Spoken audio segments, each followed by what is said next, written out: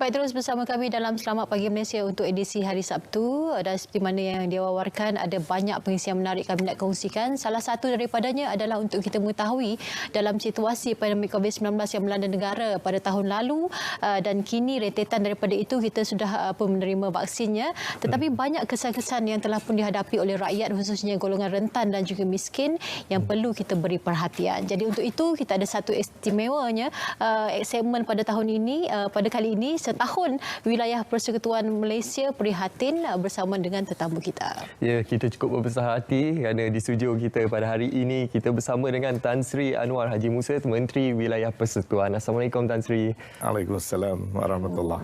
Baik, Terima kasih Tan Sri. Kalau kita lihat tadi klip yang telah pun panjang lebar menerangkan sedikit sebanyak, itu kita kata selingan awal lah sebelum kita bersama untuk segmen ini. Kita lihat sebenarnya sepanjang tempoh beberapa bulan kebelakangan ini, khususnya dalam tempoh pandemik COVID-19 melanda negara, Kementerian Wilayah sendiri telah pun menjalankan pelbagai usaha untuk membantu rakyat, terutama mereka yang terkesan disebabkan oleh pandemik, ada yang tidak bekerja, hilang pekerjaan dan sebagainya. Mungkin sebelum kita panjang lebar lagi berbicara tentang setahun prihatin ini, kini pada pemerhatian Tan Sri sendiri, bagaimana situasi semasa keadaan rakyat khususnya di kawasan-kawasan wilayah persekutuan? Assalamualaikum warahmatullahi wabarakatuh. Terima kasih. Selamat pagi. Alhamdulillah, kebetulannya sebaik saja kita membentuk kerajaan Perikatan Nasional pada awal tahun sudah. Kita terus berhadapan dengan ancaman COVID-19. Dan pada waktu itu kita sudah dapat menjangkakan rakyat akan mengalami satu keadaan yang tidak dapat kita jangkakan. Kerana ini adalah suatu pandemik yang tidak ada benchmark, tidak ada reference berlaku sejak mungkin lebih pada 100 tahun sebelum daripada ini.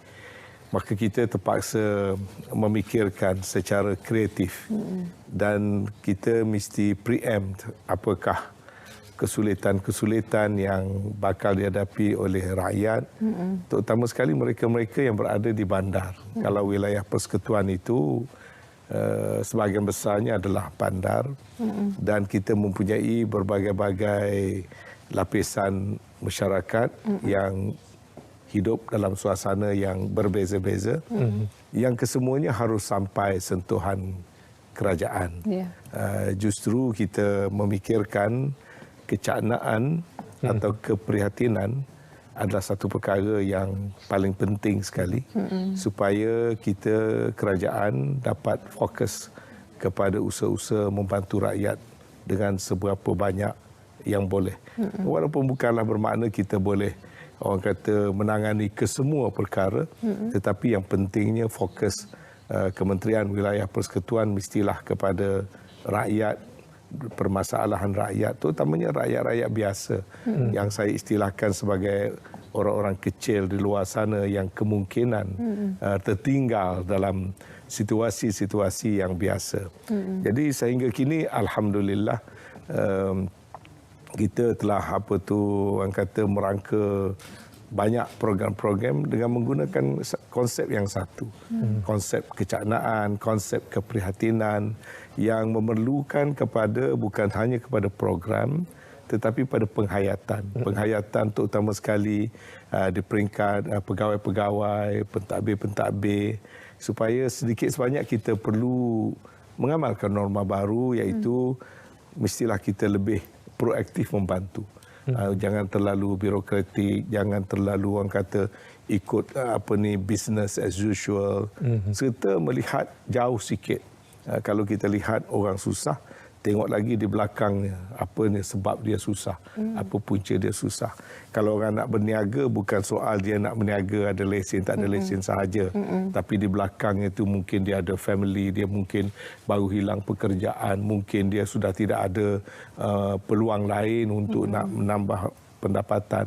Jadi kalau kita melihat lapisan kedua dan ketiga begitu, kita akan timbul perasaan kecaknaan secara ikhlas. Bukan kerana saya arahkan, bukan juga kerana sengaja dibuat-buat, tetapi kita benar-benar memahami masalah mereka. Dengan itu cara kita bekerja, cara kita menyusun dasar, cara kita buat polisi itu akan saya rasa lebih semula jadi dan lebih berkemampanan, lebih orang kata sustainable sebab dia mesti datang daripada keikhlasan kita dan kefahaman kita terhadap masalah rakyat. Jadi secara keseluruhan sekarang ini alhamdulillah sentuhan itu sampailah kepada semua penghuni di rumah PPR, kepada kampung-kampung tradisi, kepada penjaja dan warga Kuala Lumpur terbanyak. Tapi saya masih belum berpuas hati kerana aspek pembangunan Kuala Lumpur tu ada fizikalnya, ada kemanusiaannya, ada ekonominya, prasarana dan sebagainya. Jadi kita harus terus kreatif dalam mengurus dan mentadbirkan dan kita akan cuba terus melakukan yang terbaik. Itu secara umumnya, Tan Sri. Secara umum. Dan kita sedia maklum pelbagai inisiatif dan juga program telah dilaksanakan di bawah Kementerian Wilayah Persekutuan untuk memberi fokus kepada kesejahteraan rakyat, khususnya kepada golongan rentan, orang kecil seperti Tan Sri nyatakan tadi, golongan yang miskin bandar, berpendapatan rendah, dan juga ada inisiatif seperti My5 at Wilayah Prihatin yang telah dilaksanakan. Bagaimana outcome setakat ini, Tan Sri? My5 ini satu program yang sebenarnya mudah disebut tapi tidak mudah nak dilaksanakan. Tapi oleh kerana waktu itu saya berfikir apakah yang menyebabkan tekanan kehidupan golongan B40 apalagi golongan miskin bandar. Ialah pada saya kos sara hidup yang semakin tinggi. Jadi, kalau seseorang itu ada sejumlah pendapatan, kemudian harga barang makin naik, kos perubatan naik, kos pengangkutan bagi mereka naik, maka tekanan kepada mereka dengan pendapatan yang sedemikian sudah tentu hebat sekali. Apalagi apabila pendapatan itu menguncup kerana tak dapat keluar berniaga, kerana hilang pekerjaan. Dan bila seseorang yang menghadapi situasi begitu, tekanan kepada mereka bukan kecil. Di setengah negara sampai berlaku kes bunuh diri misalnya, berlaku kes stres, berlaku kes-kes yang sebenarnya cukup mengancam mutu dan kualiti kehidupan seseorang. Jadi bila saya tengok begitu, saya fikirkan, saya cuba mencari apakah perkara yang menyebabkan tanggungan itu tinggi. Pertama, saya kira barang dapur. Mereka dia terpaksa membeli barang dapur, tak dapat tidak. Dan harga barang dapur kadang-kadang makin lama makin tinggi, dia tak jadi makin rendah. Keduanya, kos perubatan, walaupun negara kita perubatan percuma, tapi kadang-kadang dia pergi ke klinik biasa. Dia terpaksa membayar, dia terpaksa tambang Grab dan sebagainya untuk pergi ke klinik. Di Kuala Lumpur ni, di bandar-bandar ni bergerak aja duit dah. Bergerak saja tidak free duit kan. Begitu juga kalau ada anak sekolah, anak-anak nak kena pergi ke sekolah, di kampung boleh berjalan kaki. Tapi di bandar mustahil. Mesti menggunakan bas. Itu juga menjadi kos yang sukar bagi keluarga nak mengelakkannya. Begitu juga perkara lain seperti bahan makanan dan sebagainya.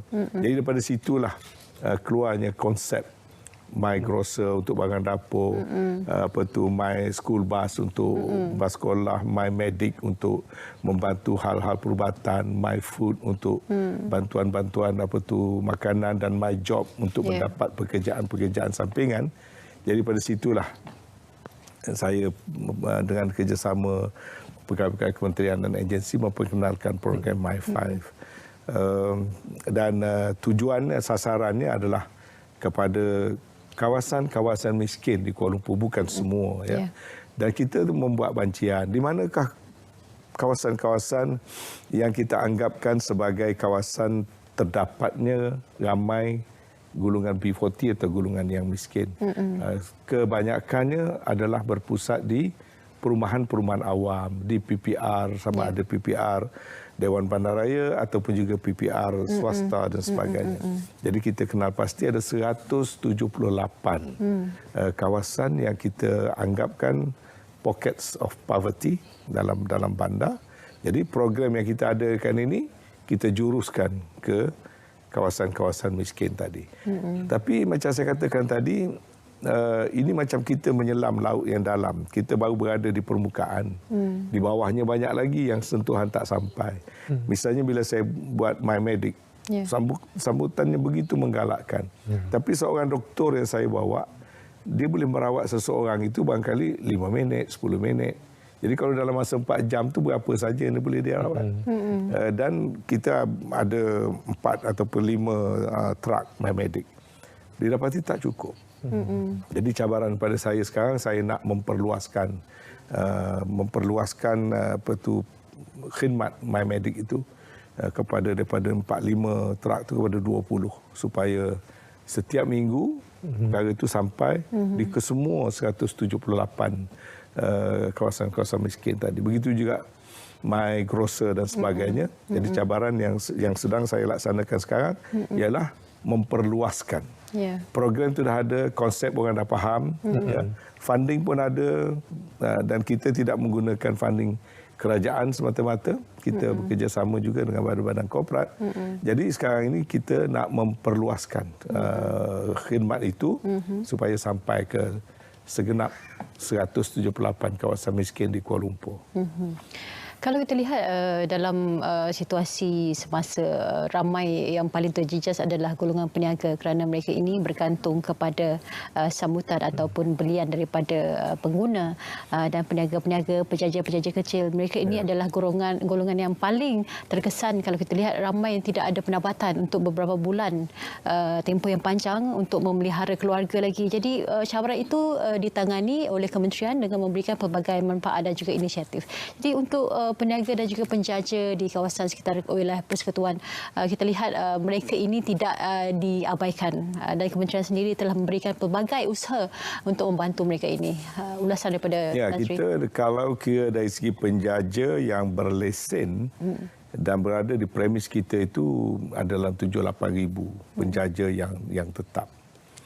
Kemudian ada penjaja-penjaja yang bersifat informal, kadang-kadang dipanggil rainbow. Tak ada lesen, berniaga berpindah-pindah. Tapi secara keseluruhannya kehidupan perniagaan dan penjaja adalah sebahagian pada Kuala Lumpur. Sebahagian pada kehidupan kota. Dan saya mengambil pendekatan non-konvensional. Kalau pendekatan biasa, kawal, jaga lesen dan sebagainya, okey, itu pada saya mudah. Di awal-awal lagi sebelum pun penjana diumumkan, kita di wilayah saya dah percumakan lesen, kemudian kita percumakan waktu lockdown, kita percumakan tak perlu bayar sewa. Daripada saya mulakan pada bulan Mac tahun lalu sampailah sekarang. Dah setahun. Saya ingat sekejap je Covid ni. Kan dah jadi lama. Jadi terus kita bagi penjaja. Tetapi falsafah di sebalik kita menguruskan penjaja itu penting.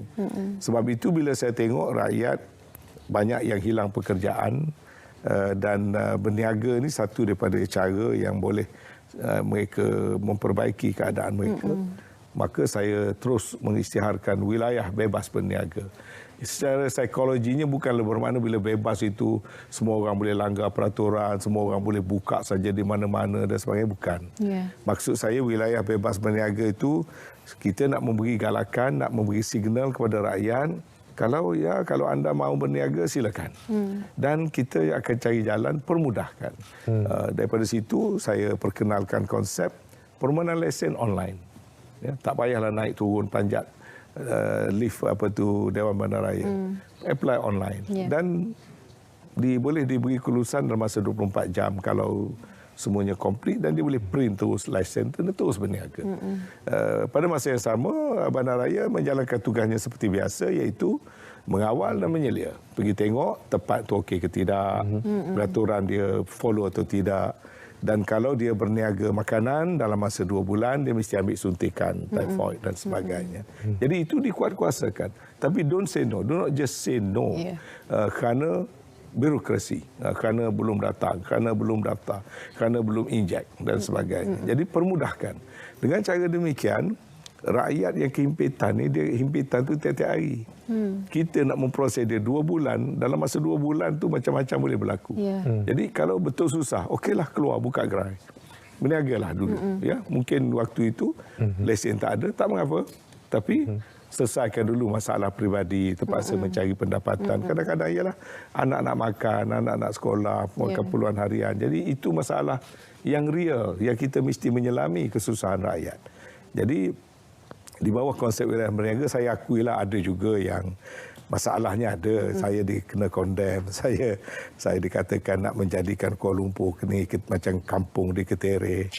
Sebenarnya tak adalah niat begitu. Saya duk fikir macam mana saya ni boleh tolong orang bila dia berada dalam keadaan susah, itu saja. Dan saya cuba supaya kerana birokrasi ini, maklumlah di Kuala Lumpur kadang-kadang rakyat merasa jauh, susah nak deal dengan autoriti, dia merasa susah. Saya cuba pemudahkan. Jadi secara psikologinya, wilayah bebas berniaga tu satu penggalakan, bukan satu kebebasan. Orang kata tak ada lagi peraturan undang-undang, boleh buang sampah, boleh je kotor, boleh blok kawasan berjalan kaki, tidak. Yang keduanya, saya yakin rakyat kalau dia faham, dia boleh manage diri dia sendiri. Kita kena galakkan rakyat self-disiplin. Macam COVID ni lah. Selama mana sangat kita nak kawal dengan polis. Tapi kalau rakyat ada kesedaran, dia pakai mask tanpa ada penguatkuasaan, dia amalkan penjarakan kerana ada kesedaran pada komuniti. Begitu juga masyarakat peniaga. Bila saya beri bebas, saya yakin rakyat bertanggungjawab. Mereka boleh jaga diri mereka sendiri. Mereka juga mengamalkan kepatuhan. Jadi mudah kita nak menjalankan penguatkuasaan pun mudah sebab ada cooperation. Daripada duduk main kejar, dia lari, kita balik rumah, penguatkuasa balik, dia datang balik. Jadi tak ada juga kepatuhan. Jadi masing-masing kan. Jadi ini yang saya cuba ubahkan, dan saya dapati agak berjaya. Saya gembira tengok bila saya berjalan. Saya suka merayau-rayau di Kuala Lumpur ni. Setiap hari saya merayau-rayau secara tidak formal, dan kadang-kadang saya borak dengan mereka. Saya dapati di mana-mana ramai. Sekarang ni on record pun dah 5,000 lebih yang telah berniaga. Memang kita tak cukup tangan lah nak mengeluarkan lesen. 3,000 kita dah keluarkan lesen secara resmi. Ada lagi yang sedang diproses. Dan saya nampak ketidakpatuhan tu pun tidaklah banyak sangat. Boleh diperbaiki lagi. Dan perbaiki bukan dengan menggunakan penguatkuasa di BKL, tapi dengan membangkitkan kesedaran. Saya juga empower Majlis Perwakilan Penduduk untuk mereka pun boleh tolong pergi tengok, boleh check, they organize themselves. Dan cuma bila nak masuk Ramadan bulan depan saya rasa ini akan menambah lagi lah. Biasanya bila sampai bulan Ramadan ramai nak berniaga. Ramai lagi yang nak berniaga. Yang memang dia berniaga bulan Ramadan saja. Yang pandai buat kuih, dia nak buat kuih. Yang pandai buat biskut, semua dia nak buat. Dan saya cek 2 hari lepas daripada statistik ada 3,000 lagi. Tambahan. Will be coming into the picture. Lagi 3,000, dan kita dah buat persiapan. Saya akan buat permohonan kepada Majlis Keselamatan Negara mengukakan SOP tertentu, tapi masih di bawah konsep bebas berniaga. Yang ini kita menggalakkan rakyat kita berniaga. Itulah soal perniagaan, dan saya pasti melalui pelan wilayah bebas berniaga ini memberi 1,001 rahmat kepada peniaga-peniaga kecil di luar sana, khususnya di wilayah persekutuan. Itu dari segi perniagaannya. Dari segi perumahannya bagaimana pula, Tan Sri? Kita difahamkan turut disediakan residensi prihatin untuk membolehkan masyarakat di wilayah persekutuan memiliki aset dan memiliki rumah pada harga yang mampu milik, Tan Sri. Kita tahu perumahan adalah satu perkara yang paling besar masalahnya di mana-mana bandar di seluruh dunia. Kerana bandar itu melalui proses rural-urban migration, pertambahan penduduk yang lebih pantas daripada keupayaan di sebelah supply-nya. Dari segi demand-nya cukup tinggi. Dan lazimnya pula dalam laissez-faire ekonomi ini, orang menyediakan rumah berdasarkan pada demand dan profit margin. Maka rumah-rumah yang harga mahal biasanya disediakan sebab di situ terdapatnya profit margin yang tinggi. Maka kalau kita berdasarkan pada ataupun membiarkan market forces yang biasa, maka akan berlaku suasana yang timpang, imbalance di antara keperluan rakyat di bawah yang memerlukan rumah yang mampu dimiliki, kerana pembinaannya banyak rumah yang mereka hanya mampu melihat, tak dapat memilikinya. Maka saya fikir intervensi kerajaan mestilah berupa satu intervensi yang efektif. Saya tahu dalam cara konvensional, intervensi kerajaan bermakna subsidi. Dan subsidi itu kadang-kadang begitu besar sehingga kerajaan sendiri tak mampu nak carry on. Kadang kalau subsidi satu rumah sampai 150,000 misalnya, tak sustainable model itu. Jadi saya memperkenalkan konsep yang mana saya buat blending di antara elemen komersial dengan elemen tidak subsidi, tetapi dalam bentuk yang sederhana di mana perkara itu dimampui. Maka kita membuat kajian sedikit bahawasanya ramai di bandar yang berpendapatan bawah pada RM5,000. Kalau rumah mampu milik kita tu takrifnya sampai RM300,000. Untuk membeli rumah RM300,000, seseorang itu kena ada pendapatan RM8,000 ke RM10,000. Sebab rumah harga RM300,000 itu kalau diambil pinjaman 30 tahun sekalipun bayaran balik, dia masih kena bayar RM1,600, RM1,700. Jadi kalau orang yang berpendapatan RM5,000, dia nak kena bayar RM1,700, RM1,600, atau pendapatan RM4,000, dia tak mampu, tak boleh beli. Dan kalau dia apply pada bank pun, setelah bank tengok perbelanjaan dia, ada hutang kereta, ada hutang koperasi dan sebagainya, maka memang dia kena reject. Jadi saya fikir, apa yang saya nak lakukan ialah, saya mahu pemilikan rumah itu oleh orang muda. Dia mesti beli rumah seawal mungkin, dan oleh kerana dia keluarga yang masih keluarga kecil, mungkin anak seorang, anak dua orang, dia tidak perlu memerlukan terus rumah yang besar-besar. Ya, tapi janganlah rumah macam rumah yang PPI yang ada sekarang, 460 kaki persegi, 600 kaki persegi. Jadi kita buat rumah seperti mana kondominium yang biasa, full facilities, harus ada 3 bilik, 2 bilik air, keluasan sekurang-kurangnya 750 kaki persegi, tetapi harganya RM200,000 dan ke bawah. Dengan harga RM200,000 ke bawah, saya sudah buat hitungan, kalau dia mengambil pinjaman 100% sekalipun, bayaran dia hanya RM800-900. Mana dengan RM1,000 sebulan termasuk perbayaran bulanan kepada Joint Management Board, dan bermakna orang yang berpendapatan RM3,500, RM4,000, RM5,000, dia memang boleh membeli. Maka dalam kategori itu, orang masih umur muda. Kalau dia keluar universiti, katalah dia dapat kerja gaji RM2,000. Husband and wife, dia ada RM4,000. Umur baru barangkali 25-26 tahun. Jangan tunggu beli. Sebab kalau tidak, menyewa RM800 sebulan, tak jadi pemilikan. Dengan hanya RM800 atau RM900, ekstra RM100 misalnya, rumah jadi milik mereka. Jadi ini konsepnya, maka saya introducekan konsep rumah prihatin. Subsidi kerajaan datang dalam bentuk harga tanah yang kita nilai rendah atau tidaklah harga pasaran, tetapi masih dibina oleh swasta, tapi dengan kawalan yang ketat. Ya, pembinaan mesti berkualiti, dia mesti ada kepatuhan QLASIK 70%, mana kita pantau kualitinya biar bagus. Fasiliti-fasiliti setara dengan kondominium mewah. Keluasan alhamdulillah 750, dan orang yang boleh membeli itu saya liberaliskan. Kalau dulu umur 21 ke atas, sekarang umur 18. 18 pun boleh beli. Kalau bapak dia kaya, nak bubuh nama anak dia, silakan. Tapi kalau boleh umur 20, 21 memiliki rumah, apa salahnya? Malah pada saya, kalau yang belum kahwin pun, kalau dia nak beli, walaupun keutamaan memang kepada yang dah berkeluarga, tetapi tidak bermakna saya rigidkan. Saya keutamaannya pertama, kita mahu rakyat memiliki aset, bukan menyewa. Betul. Sebab saya jumpa umur 60 pun duduk menyewa lagi di Kuala Lumpur. Umur 50 masih lagi jadi penyewa. Bila saya jumpa orang media, press, masih lagi duduk menyewa. Saya kata, orang media kita bagi keutamaan. Kami akan mohon nanti. Kita bagi keutamaan. Kita mohon nanti. Yang biasa tak pernah memikirkan nak beli rumah, kata apalah, muda lagi. Biasa kita bila muda ni beli kereta dulu, lepas beli kereta untuk isteri pula. Bila nak beli rumah. Jadi beli rumah dulu.